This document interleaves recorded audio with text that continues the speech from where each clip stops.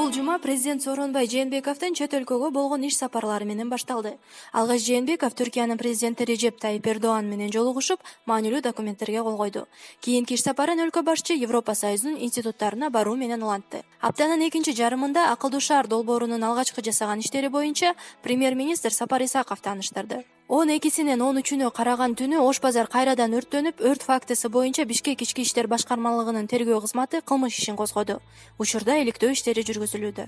Дагы бир маанилүү жаңылык башкы прокурор Индира Жолдубаеванын кызматтан мөөнөтүнөн мурун кетирилиши болду. Жарлыкка президент Чын Куран айынын 13-үндө кол койду. Буга чейин өлкө башчы Жолдубаеваны кызматтан бошотуу боюнча Жогорку кеңешке сунуш жиберип, эл өкүлдөрү аны кабыл алган. Спорт жаңылыктарынан Кыргызстандын улуттук курама командасы 75-орунду ээлеп, дүйнөлүк рейтингде жаңы рекордду жаратты.